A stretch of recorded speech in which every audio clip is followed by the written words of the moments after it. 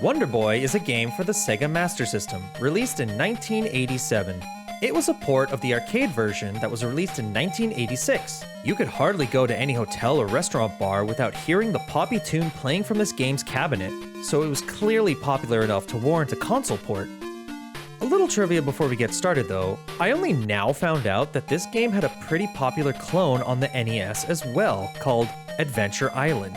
See, Wonderboy was jointly owned by both Sega and a company called Escape. The latter had sold their portion of rights to Hudson Soft, who wanted to make a port on the NES, but Sega said heck no. So Hudson just went ahead, changed up a few sprites and smaller details to make it legally different, and then made it into Adventure Island.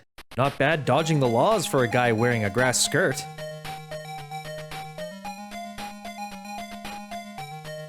As the story goes, Wonderboy has to travel the land to rescue his girlfriend, Tina, from the clutches of the Dark King. Wonderboy is a bit fragile though, as it only takes one hit to kill him. Along the way, he can crack open some power eggs to obtain some items to aid him. There's the stone hatchet to throw at his enemies, the skateboard to help protect him from one hit and progress through the levels a little faster, and the angel that gives him temporary invincibility. There's a vitality bar at the top that slowly drains over time, as well as gets knocked down a few notches if you ever hit boulders along the way. If the bar runs out, it's death. You can replenish this bar by collecting fruits that pop up throughout the stages, so best to keep an eye out. The game boasts 7 areas with a secret 8th area if you collect all the doll items. Each area holds 4 rounds, which in turn also hold 4 checkpoints in them. There's a lot of platforming and enemy dodging involved, so these constant checkpoints are very welcome. The first few levels seem easy enough, but you definitely see the difficulty get up there the further you go. Said difficulty though is not that terrible, and make for decent challenge. It feels like a natural progression with some clever tricks and setups to keep you on your toes. Sure, you'll shake your head when you get killed, but it only really took a few more tries to overcome the obstacles. You get plenty of opportunity to learn this game inside and out because there's no limited continues. Each playthrough gives you 3 lives, and losing a life sends you back to your latest checkpoint. Once you lose all your lives and get a game over, you are asked if you want to continue or restart the game from the beginning. Upon continuing, your only real penalty is that you have to begin the round from the beginning. You don't even get sent back to the start of the area. This allows you to just keep trying and trying again until you beat the game. A fun challenge could be to try and beat the game without getting a game over, if you wish.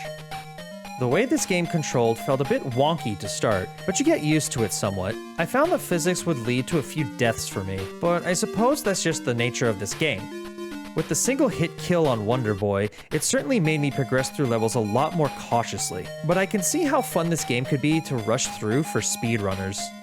Some gameplay details felt a bit on the random side without having read the manual beforehand, but I did manage to look into it after playing and it all made sense afterwards. What was especially a WTF moment was when I collected an item that suddenly made another character run in and lift me up to the heavens for a bonus stage. Apparently, I needed to go now. My planet needed me.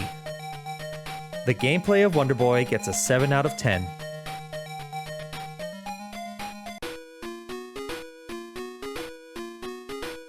For being on an early 8-bit machine, the graphics are pretty nice. The title screen characters and font pop nicely with enough detail on the pure black background. It helps that they are a cartoony design, which translates well. The in-game sprite of Wonderboy shows all the needed details, and he had a few funny animations too. When he hits a rock or gets killed, you can see the goofiness in his face. Even his hatchet tossing animation, while quick, feels impactful with a solid pose.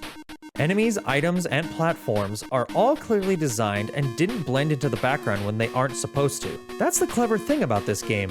In later levels, part of the challenge is to locate platforms or avoid enemies that purposely blend into the background. Great use of visuals to progress the difficulty of puzzles.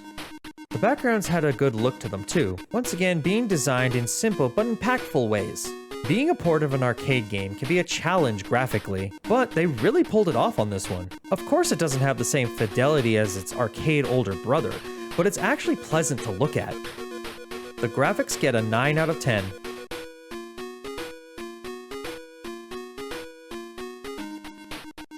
Okay, I was not expecting to be bopping my head to the title theme when I started. It's unfortunately short, but very poppy and makes good use of the system's sound chip.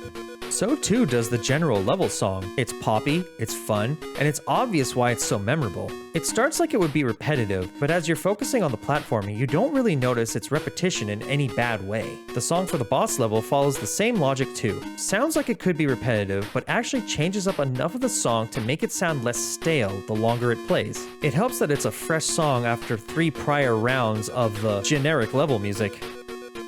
Best way I could describe the sound effects is they're cute. They sound soft enough to not scratch the air, but have enough impact to them. One thing I'd say that could go for or against them is that there were times where random sounds would play over each other, making them a bit muddy, but they never stacked in a painful way, nor did it last too long anyways. The music and sound of Wonderboy gets a 10 out of 10.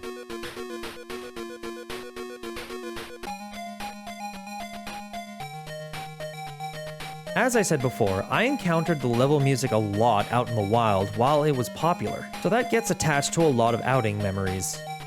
As for the actual Master System version, a cousin of mine had it, and with the 2-player option, we would all sink a few hours into this game. It wasn't always in the rotation though, especially when the Super Nintendo came along and the Master System just wasn't set up for our visits. Still a great time though.